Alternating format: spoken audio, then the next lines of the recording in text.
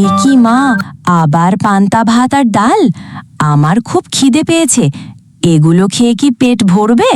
মা, খাবারের নিন্দা করা ঠিক না। খেয়ে নে, তোমার বাবা নতুন দোকান দিয়েছে। একদিন আমাদের সব কষ্ট দূর হয়ে যাবে। ভালো লাগে না, রোজ রোজ হয় দুবেলা পান্তা খাও, না হলে কচু খাও। আমারও তো ইচ্ছা হয় একটু মাছ মাংস খেতে। সবসময় এ তো খাই খাই আসে কোথা থেকে তোর? এখন তো দুবেলা খাবার খেতে পাচ্ছিস, কদিন আগে তো সেটাও জুটত না। মুখ বুজে খেয়ে নে। আহা গিন্নি, মেয়েটাকে এভাবে কেন বকছো?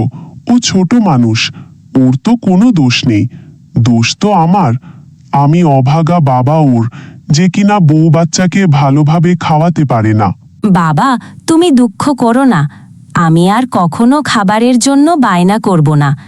যখন যেটা খেতে দেবে আমি সেটাই খাবো। বউ, তুমি কটা মুখে দাও। এভাবে সামনে বসে আছো কেন? আমার পেটে খিদে নেই। তুমি তো জানো, সকালে একটু পানি খেলে আমার পেট ভরে যায়। হ্যাঁ, সেটা তো খুব ভালোভাবেই জানি। এই সংসারে এসে তুমি কত কিছু ত্যাগ করলে। তোমার মতো একটা সংসারী বউ পেয়ে আমি নিজেকে খুব ভাগ্যবান মনে করি। সেসব কথা বাদ দাও। দোকানটার কি অবস্থা? বেচাকেনা কি বেড়েছে? এখন তো একটু দেখছি ভালো। আস্তে আস্তে হবে, সবে নতুন দোকান দিলাম, সময় তো একটু লাগবেই। আমাদের সমস্ত পুঁজিও এই দোকানে বসানো। জানি না সৃষ্টিকর্তা কপালে কি লিখে রেখেছেন। তবে যাই হোক, আমাদের সাথে মন্দ যেন না হয়। কিছু কি বুঝলে? হ্যাঁ, বুঝলাম তো। কি বুঝলে তুমি বলো? এটাই যে এবারে এরা আমাদের থেকে বেশি ধনী হয়ে যাবে।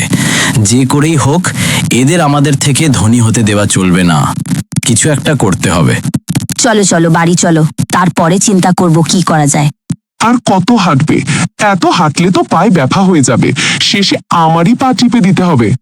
তোমার ওই মোটা মাথায় তো আর ভালো বুদ্ধি বের হবে না। ভাবতে দাও কি করে ওই দোকানটা দূর করা যায়। মাত্র তো দোকানটা শুরু করলো, কিছুদিন চালাক, তারপর না হয়। চুপ করবে তুমি, গাধা একটা। ওরা একেবারে ধনী হয়ে গেলে তখন ভেবো। শোনো, আজ রাতে সবাই যখন ঘুমিয়ে যাবে তখন ওই দোকানে আমরা আগুন ধরিয়ে দেব।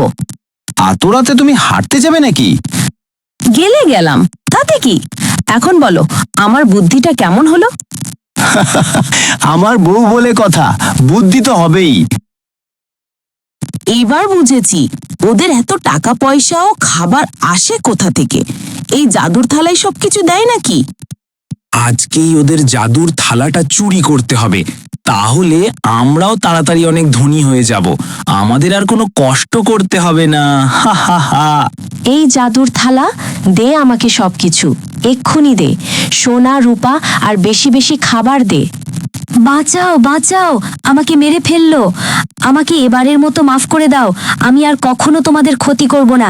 আমাকে এবার মাফ করে দাও। তারপরে তারা দুই ভাই সুখে শান্তিতে আবার বসবাস করতে থাকে, আর কখনো কারো সাথে ঝগড়া করে না। আমার প্রিয় বন্ধুরা, তোমরা আমাকে একটি লাইক করে দাও ও কমেন্ট করো, আর তোমাদের বন্ধুদের সাথে শেয়ার করে দাও, যাতে তারাও এই ভিডিওটা দেখতে পারে।